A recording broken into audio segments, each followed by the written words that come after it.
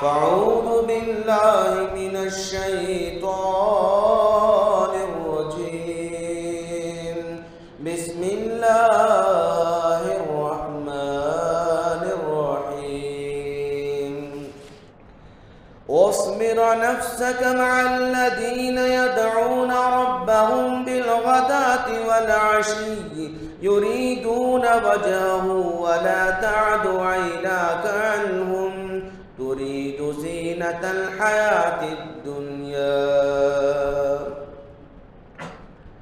وعن أبي هريرة رضي الله تعالى عنه قال قال رسول الله صلى الله عليه وسلم لا يأتي الرجل العظيم والسمين يوم القيامة لا يزن عند الله جناح بعوضة.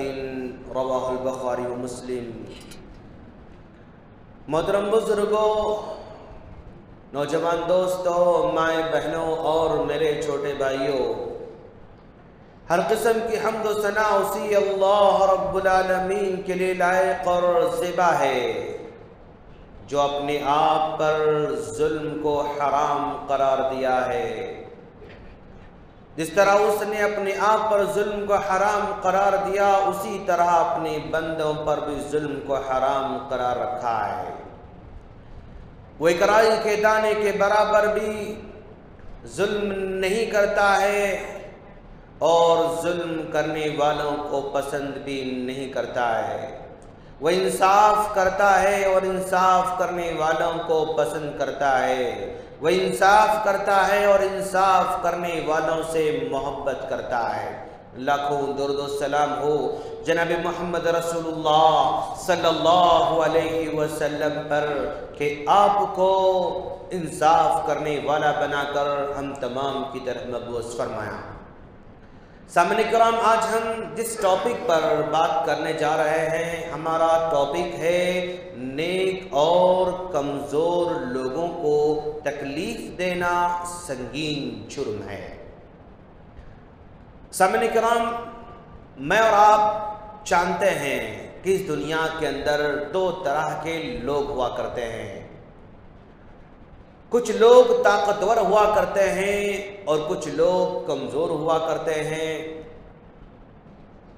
اگر ہم عدد کے اعتبار سے دیکھیں، تعداد کے اعتبار سے دیکھیں تو طاقتور لوگ بہت کم ہوا کرتے ہیں اور کمزور لوگ بہت زیادہ ہوا کرتے ہیں. اور ہم نے ساری کی ساری تاریخ میں یہ بھی پڑھ رکھا ہے کہ ہمیشہ طاقتور لوگوں نے کمزور لوگوں پر ظلم کیا ہے.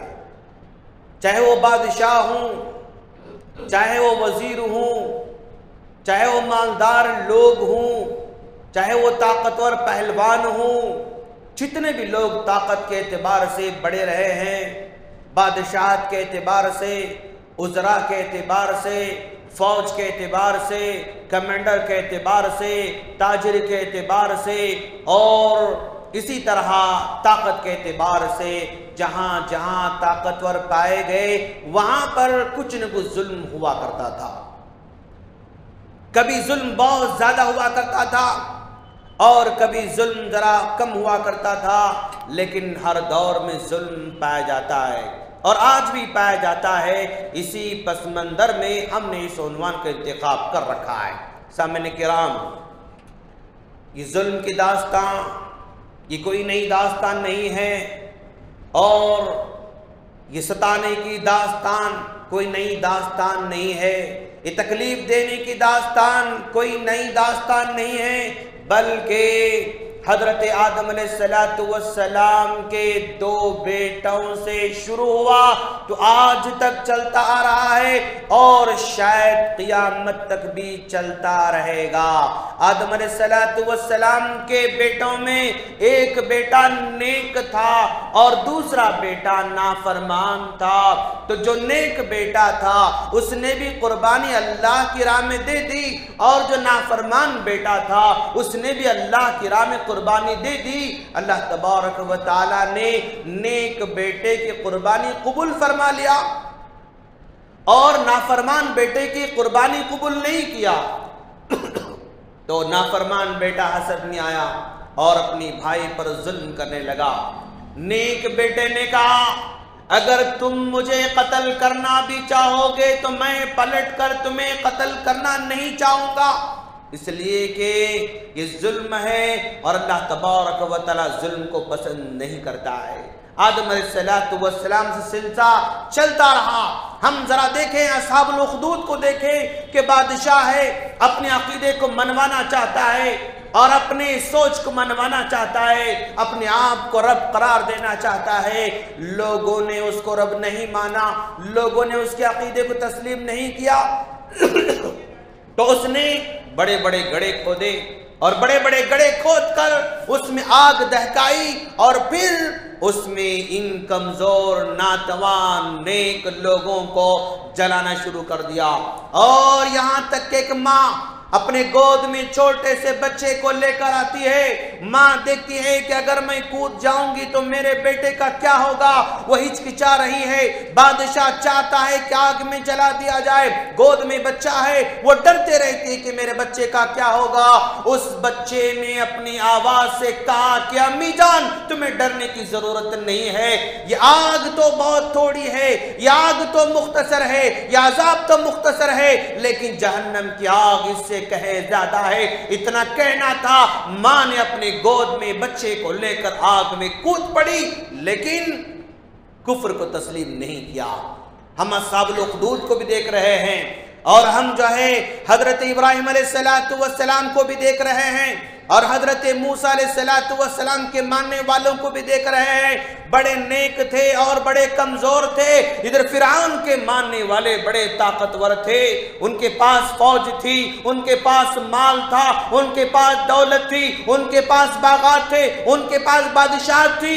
اس چیز کے ذریعے انہوں نے ظلم کیا اور سامنے والے نیک لوگ تھے، کمزور تھے، موسیٰ علیہ السلام کو ماننے والے تھے، انہوں نے ظلم کو سہا، ظلم کو برداشت کیا۔ سامنے کرام، یہ کمزور لوگ کہ سارے کے سارے کمزور لوگ نیک ہوا کرتے ہیں؟ ایسا نہیں ہے کہ سارے کے سارے جو ہے نیک لوگ کمزور ہوا کرتے ہیں، ایسا بھی نہیں ہے۔ بہت سارے نیک لوگ طاقتور بھی ہوا کرتے ہیں۔ اللہ تبارک و تعالیٰ نے انبیاء علیہ السلام کو بادشاہ بھی بنایا تھا۔ سلیمان علیہ السلام نبی ہیں لیکن سب سے زیادہ پاورفل بھی تھے۔ حضرت داؤد علیہ السلام ہیں، اللہ تبارک و تعالیٰ کے نبی تھے لیکن بہت زیادہ پاورفل بھی تھے۔ حضرت یوسف علیہ السلام ہیں، اللہ تبارک و تعالیٰ نے بعد میں انہیں طاقت عطا کیا اور بادشاہت عطا فرمائی۔ تو اللہ تعالیٰ نے بہت سارے طاقتور لوگوں کو نیک پہ رکھا ہے، لیکن عمومی طور پر ہم دیکھتے ہیں کہ طاقتور لوگ یعنی نافرمان زیادہ ہوا کرتے ہیں، ظلم کرنے والے زیادہ ہوا کرتے ہیں، اور کمزور لوگوں میں نیک لوگ زیادہ ہوا کرتے ہیں، اور نیک لوگوں کا اللہ تبارک و تعالیٰ کے پاس بڑا مقام ہے۔ یہ کمزور ہیں لیکن حقیقت میں نیک ہوا کرتے ہیں۔ اللہ کے رسول صلی اللہ علیہ وسلم بیٹھے ہوئے ہیں، ادھر اللہ کے رسول صلی اللہ علیہ وسلم کے ساتھ صحابہ کرام بیٹھے ہوئے ہیں، ادھر بلال نظر آتے ہیں، ادھر عمار نظر آتے ہیں، ادھر ابو ذر نظر آتے ہیں۔ بہت ہی کمزور لوگ تھے، معاشرے میں ان کا کوئی اثر رسوخ نہیں تھا، ان کے پاس کوئی طاقت نہیں تھی، کمزور سمجھے جاتے تھے۔ ادھر سے کفار قریش کے بڑے بڑے سردار گزرتے ہیں اور سرداران کہتے ہیں کہ محمد یہ تمہارے اطراف جو بیٹھے ہوئے ہیں ہمارے معاشرے کے کمزور لوگ ہیں، اگر ان کو ہٹاؤ گے نا، اپنے پاس سے نکال دو گے تو پھر ہم تمہاری بات سننے کے لیے تیار ہیں۔ اللہ کے رسول صلی اللہ علیہ وسلم کے دل میں خیال پیدا ہوا بھی ہوا ہوگا کہ تھوڑی دیر تک ان کو ہٹا دیا جائے اور پھر ان بڑے بڑے لوگوں کو مقام دیا جائے، ان سے بات کی جائے، اگر اسلام سمجھیں گے تو بہت اچھی بات ہے۔ اتنا خیال آنا بھی تھا۔ اللہ تبارک و تعالی نے فوراً وحی نازل کر دی، وَاصْبِرْ نَفْسَكَ مَعَ الَّذِينَ يَدْعُونَ رَبَّهُمْ بِالْغَدَاةِ وَالْعَشِيِّ۔ اے محمد آپ کو انہی غریب مسکین لوگوں کے ساتھ رہنا ہوگا اور ان کو اپنے آپ سے دور نہیں کر سکتے۔ جو اللہ تبارک و تعالیٰ کا صبح میں یاد کرتے ہیں اور شام میں یاد کرتے ہیں. وَلَا تَعْدُ عَيْنَاكَ عَنْهُمْ، اپنی نگاہوں کو تھوڑی دیر کے لیے بھی ان سے دور نہ کرنا، انہی کے ساتھ رہنا.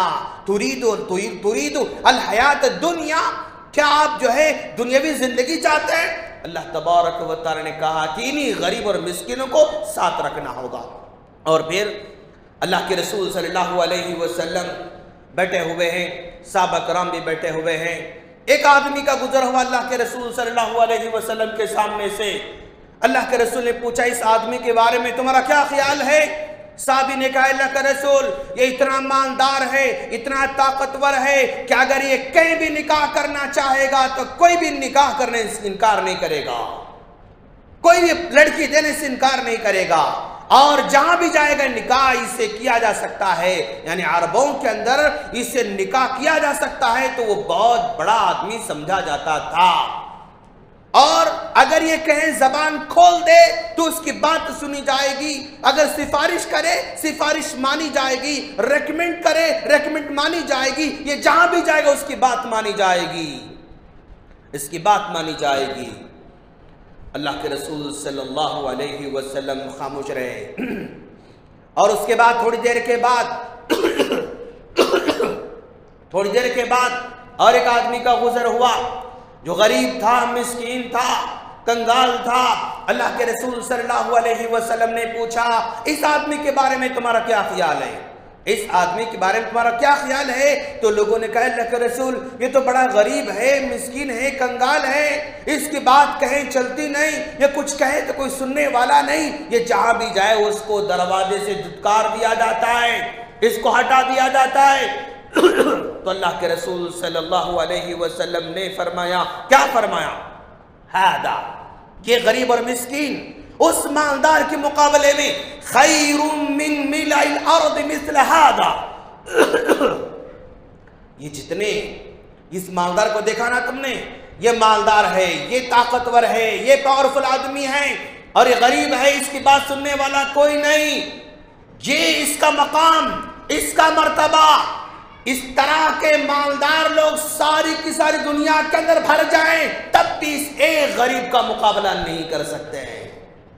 اللہ کے رسول مثال دے کر کہا کہ ایک غریب مسکین آدمی کا مقابلہ اس طرح کے سارے مالدار طاقتور لوگ جس کی بات چلتی ہے وہ ساری دنیا بھر جائے اور ایک آدمی کو ایک پاٹے میں رکھا جائے تب بھی اس کے برابر نہیں ہو سکتا ہے. یہ بخاری مسلم کی روایت ہے دوستو. اور پھر اللہ کے رسول صلی اللہ علیہ وسلم نے فرمایا، بخاری مسلم کی روایت ہے، مسلم کی روایت ہے، اللہ کے رسول صلی اللہ علیہ وسلم کہتے ہیں ایک مرتبہ جنت اور جہنم دونوں آپس میں مناظرہ کر رہے ہیں، دونوں آپس میں ڈیبیٹ کر رہے ہیں. جنت جو ہے جنت کہہ رہی، جہنم کہہ رہی ہے فِيَا الْجَبَّارُونَ الْمُتَكَبِّرُونَ. یہ جہنم آواز لگا کر کہتی ہے کہ جنت جانتی ہو میرے پاس دنیا کے طاقتور لوگ رہتے ہیں، میرے پاس دنیا کے تکبر کرنے والے لوگ میرے پاس رہتے ہیں. جہنم نے کہا میرے پاس دنیا کے طاقتور لوگ میرے پاس رہتے ہیں. جنت نے کہا فِيَا ضُعَفَاءُ النَّاسِ وَمَسَاكِينُهُمْ. میرے اندر کمزور لگاتے ہیں، میرے اندر مسکین لوگ میرے پاس رہتے ہیں. یہ دونوں آپس میں اختلاف کر رہے تھے. تب اللہ تبارک و تعالیٰ نے جنت سے کہا یا انکی الجنہ، اے جنت اے جنت انکی رحمتی، تو میری رحمت ہے. ارحم بک من اشاء، میں جس کو چاہوں اس پر رحم کر سکتا ہوں تمہارے ذریعے. وَإِنَّكِ النَّارِ، اے آگ، اے جہنم، تو جو ہے جہنم ہے، میں تیرے ذریعے جس کو چاہتا ہوں میں عذاب دیتا ہوں. اور وَلِكِلَيْكُمْ عَلِيَّ مِلْؤُهَا، لیکن تم دونوں کو میں بھر کے چھوڑ دوں گا. جنت میں تم کو بھی لوگوں سے بھر کے چھوڑوں گا اور جہنم میں تم کو بھی لوگوں سے بھر کے چھوڑوں گا۔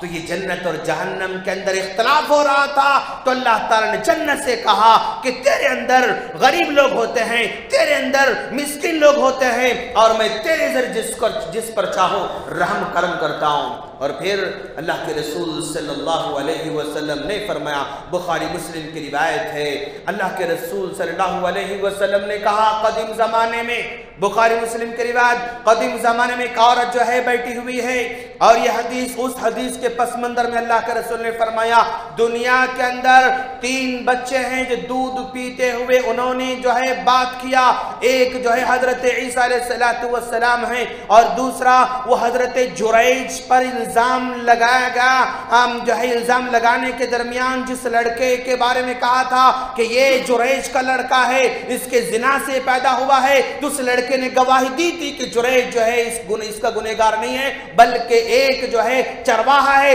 فلاں مقام پر رہتا ہے، تو بچے نے گواہی دی تھی، اور تیسرا یہ لڑکا ہے۔ اللہ کے رسول فرماتے ہیں کہ عورت بیٹھی ہوئی ہے، راستے میں بیٹھی ہوئی ہے، اپنے بچے کو دودھ پلا رہی ہے، دودھ پلانے کے دوران وہاں سے ایک سامنے سے ایک گھوڑے پر بڑا مالدار آدمی گزرتا رہتا ہے، بڑا طاقتور آدمی گزرتا رہتا ہے، تو عورت نے دیکھا کتنا مالدار آدمی ہے، گھوڑے پر جا رہا ہے، کتنا طاقتور آدمی ہے، کتنا رعب و دبدبے والا آدمی ہے، اور کتنا باعزت آدمی ہے۔ اس عورت نے کہا کہ اے اللہ تو میرے بیٹے کو اس کی طرح طاقتور بنانا، تو میرے بیٹے کو اس طرح مالدار بنانا، اس طرح پاورفل میرے بیٹے کو بنانا۔ ماں چاہتی ہے نا کہ جب کسی بڑوں کو دیکھتی ہے تو ماں چاہتی ہے کہ میرا بیٹا بھی ایسا بڑا بن جائے، میرا بیٹا بھی عزت والا بن جائے، میرا بیٹا بھی ایسا مقام والا بن جائے، ماں کی چاہت ہوتی ہے۔ تو ماں نے کہا اے اللہ میرے بیٹے کو تو بھی ایسے بنانا۔ تو بچہ دودھ پیتے پیتے دودھ کو چھوڑ دے کر کہتا ہے کہ اے اللہ تو مجھے اس کی طرح نہ بنانا، تو مجھے اس کی طرح نہ بنانا، بخاری مسلم کی روایت۔ اور پھر اس کے بعد تھوڑی دیر کے بعد ایک چھوٹی بچی ہے جو کسی کے گھر میں کام کرتے رہتی ہے، اس کام کرنے والی بچی کو گھر والے گھر سے باہر نکالتے ہیں اور اس کو جو ہے راستے میں پیٹتے ہوئے مارتے ہوئے لے کر جاتے رہتے ہیں، اس پر الزام لگا جا رہا ہے کہ یہ بدکار ہے، یہ چور ہے، اس طرح کے الزام لگا کر جو ہے وہ لے کر جاتے رہتے ہیں۔ تو ماں نے کہا اے اللہ تو میرے بیٹے کو اس طرح کا آدمی نہ بنانا، میرے بیٹے کو ایسا نہ بنانا۔ تو بچہ دودھ پیتے پیتے چھوڑ دیتا ہے اور چھوڑ کر کہتا ہے کہ اے اللہ تو مجھے ایسا بنانا، تو مجھے ایسا بنانا۔ ماں پریشان ہو جاتی ہے، کیا ہے جو ہے بیٹا آج تک بات تو نہیں کیا تھا لیکن آج اچانک بات بھی کرنے لگ گیا، اور پھر اس یہ بھی کہا کہ مجھے ایسے نہیں بنانا، ایسے بنانا۔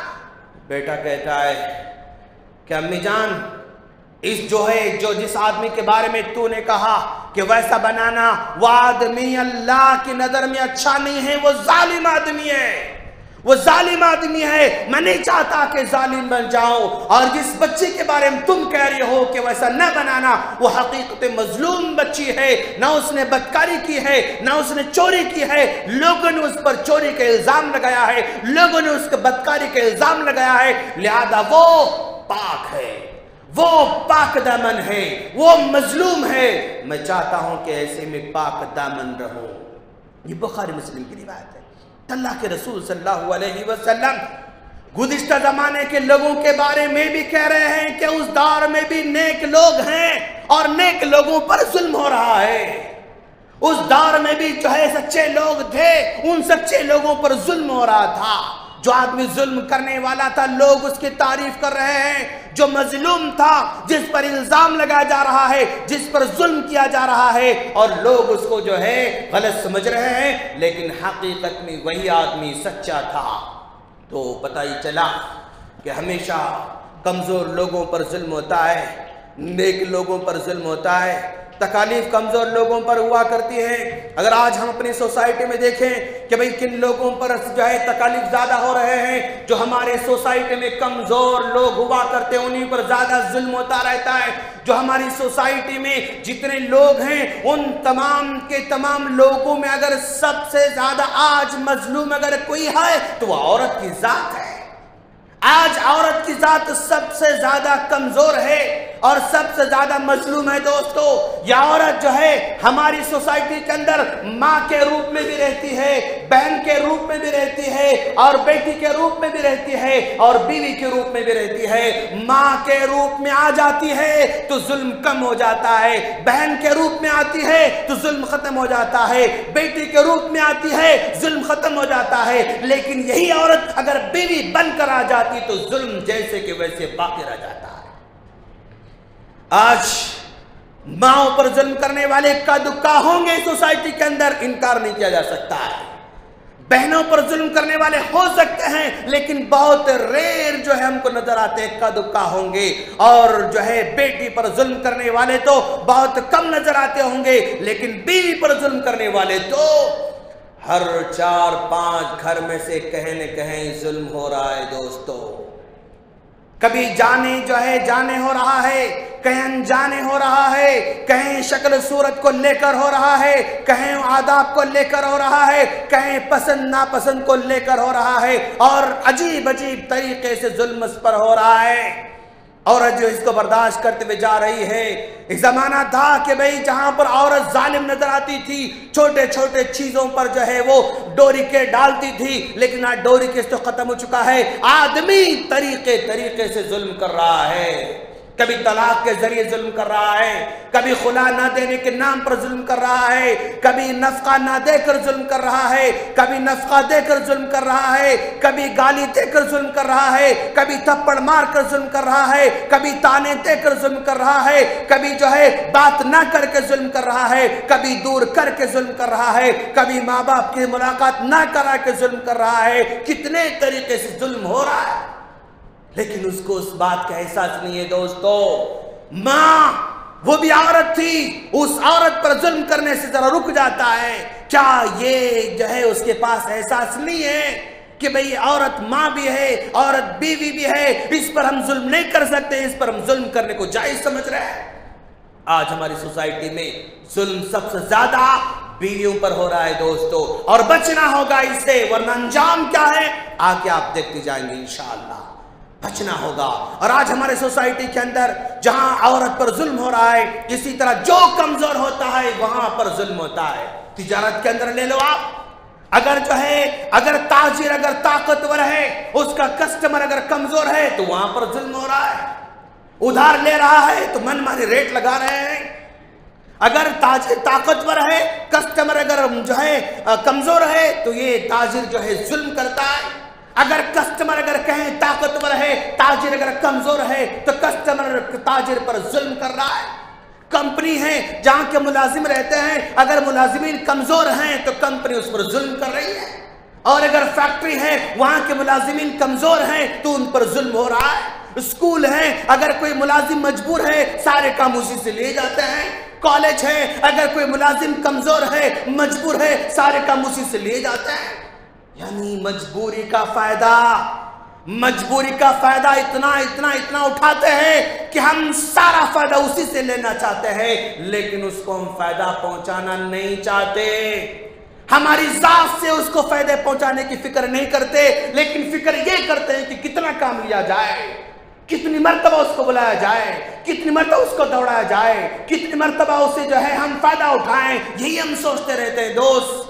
ہم مالک بن جاتے ہیں، ہم بڑے ہو جاتے ہیں تو جو ہے اپنے نوکروں پر ظلم الگ الگ طریقے سے ہو رہا ہے، الگ الگ انداز سے ہو رہا ہے۔ کمپنی میں ہو رہا ہے، کالجوں میں ہو رہا ہے، اسکولوں میں ہو رہا ہے، اداروں میں ہو رہا ہے، گھروں میں ہو رہا ہے، ہر جگہ یہ چیز چلتی جا رہی ہے، سمجھ میں نہیں آتا ہے۔ ہاں ایک آدمی بنڈی پر کچھ خریدتا ہے، وہاں پر کتنا وہ بارگنگ کرتا ہے، اگر 40 روپے موز بولتا ہے تو اس کو 30 روپے دینے پر مجبور کرتا ہے، کیوں؟ بنڈی والا ہے نا۔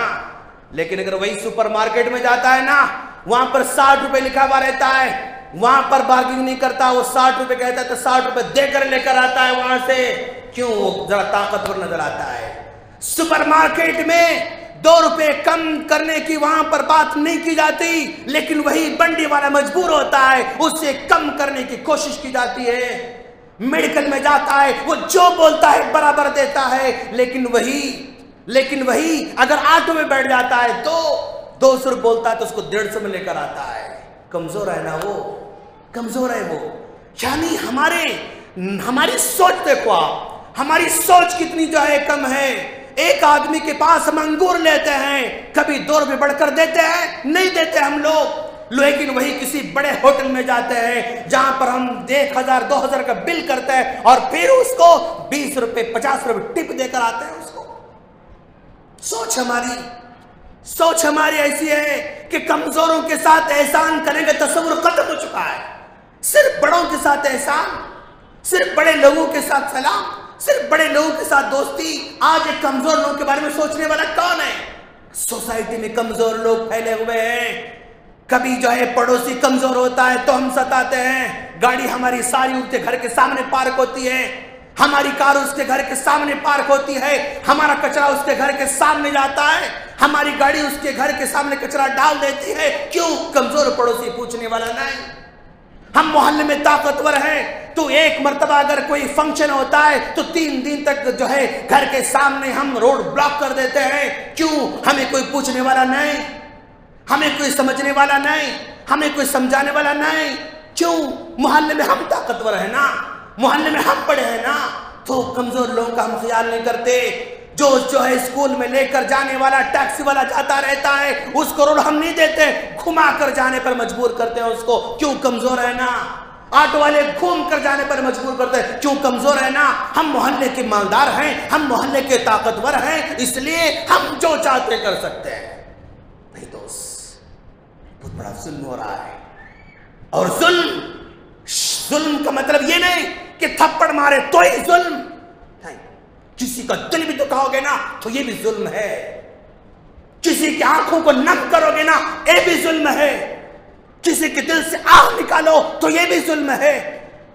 کسی کو گالی دو تو یہ بھی ظلم ہے. کیا سمجھا ہم نے ظلم کو؟ تھپڑ مارو تو ہی ظلم. ظلم کی شکلیں الگ الگ ہیں. پتہ نہیں کس کے دل سے کب آہ نکلے گی، پتہ نہیں کس کے دل سے کب دکھ کے وہ جو ہے الفاظ نکلیں گے.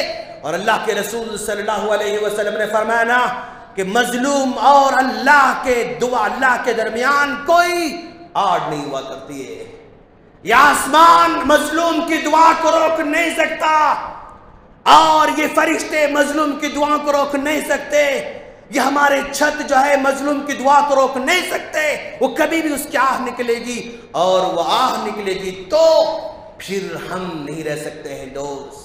عثمان بن عفان رضی اللہ تعالیٰ عنہ کو شہید کرنے کے لیے لوگ آئے نا، اور لوگ آ کر جو ہے حملہ کر رہے ہیں. تلوار سے حملہ کیا اور جو ہے ان کی بیوی نائلہ کے ہاتھ کٹ گئے اور ان پر وار کر دیا. آپ لڑک جاتے ہیں اور نائلہ نے اپنے گود میں حضرت عثمان بن عفان رضی اللہ تعالیٰ عنہ کے سر کو رکھ کر جو ہے بٹھا دیا. دشمن کو بچانا چاہ رہے ہیں. ایک ظالم آتا ہے آ کر عثمان غنی رضی اللہ تعالیٰ عنہ کے چہرے کو بتانے پر مجبور کرتا ہے اور وہ جو ہے آپ اس کو ڈھانپ لیتی ہیں اور اس کو روک رہی ہیں کہ ظلم کرے گا. آخرکار عثمان غنی رضی اللہ تعالیٰ عنہ کے چہرے کو نکالا اور زور سے تھپڑ مارا. جس عثمان سے فرشتے حیا کرتے ہیں اس ظالم نے حیا نہیں کیا. جس عثمان سے نبی نے کہا کہ عثمان آج کے بعد تم کچھ بھی کرو تمہارا کوئی حساب کتاب ہونے والا نہیں.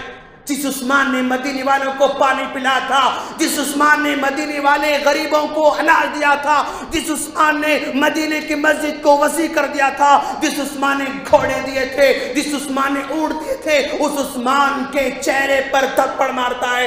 بیوی نائلہ نے کہا اللہ اس کے ہاتھوں کو سکھا دینا، اس کو زندگی میں اندھا بنا کے رکھنا.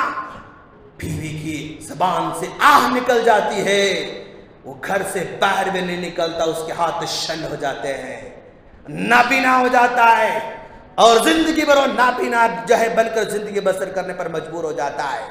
علامہ الذہبی نے ایک واقعہ نقل کیا ہے، محدث ہیں وہ کہتے ہیں کہ ایک آدمی جو ہے روزانہ جو ہے سمندر سے مچھلی شکار کر کے گھر کو لاتا اور بیچ کر وہ اپنے گھر چلاتا تھا. غریب تھا، مسکین تھا.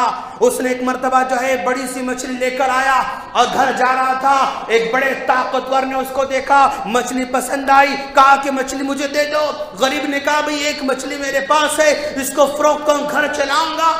گھر کو چلاؤں گا۔ اس نے کہا نہیں مجھے نہیں معلوم، مچھلی مجھے چاہیے، اور اس نے مچھلی دینے سے انکار کر دیا تو اس نے اس کو بہت مارا، مار کر مچھلی لے کر گھر کو چلا گیا۔ گھر کو چلا جاتا ہے، ادھر آہ نکلتی ہے کہ اے اللہ اس کے ہاتھوں کو شل کر دینا، اس کے ہاتھوں کو شل کر دینا۔ ادھر ہاتھ اس کے شل ہو گئے۔ رات میں جو ہے درد شروع ہو جاتا ہے، حکیم کے پاس جاتا ہے۔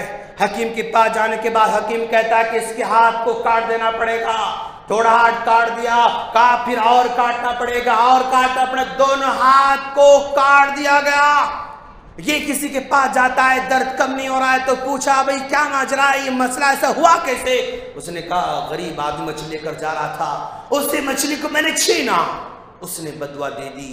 اس نے کہا جاؤ اس سے معافی مانگ کے آؤ، جاؤ اس سے معافی مانگ کے آؤ۔ تو جو ہے وہ آدمی اس کے پاس ڈھونڈتے ڈھونڈتے جاتا ہے، وہ آدمی اس کو مل نہیں پاتا ہے، وہ آدمی مل نہیں پاتا ہے۔ زندگی بھر یہ دونوں ہاتھوں سے محروم زندگی بسر کر رہا ہے۔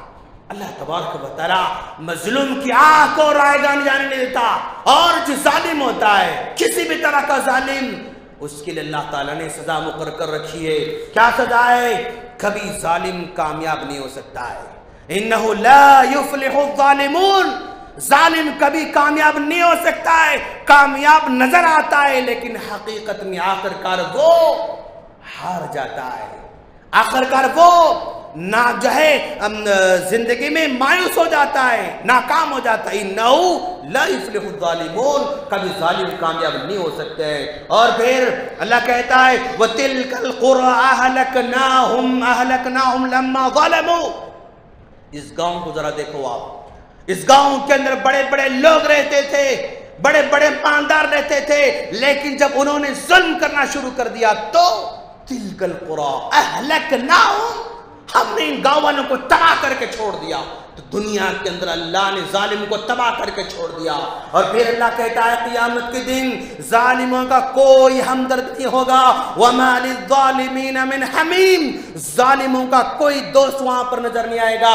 یہاں ظالموں کے دوست زیادہ ہوا کرتے ہیں، اس کا ساتھ دینے والے زیادہ ہوتے ہیں، اس کے ہاں میں ہاں ملانے والے زیادہ ہوتے ہیں، اس کو سلام کرنے والے زیادہ ہوتے ہیں، اس کو ووٹ دینے والے زیادہ ہوتے ہیں، اس کے ساتھ بیٹھنے والے زیادہ ہوتے ہیں، اس کے ساتھ نام جوڑنے والے زیادہ ہوتے ہیں۔ یہاں زیادہ نظر آئیں گے وَمَا لِلظَّالِمِينَ مِنْ حَمِيمٍ، قیامت کے دن کوئی اس کے ساتھ نہیں آئے گا۔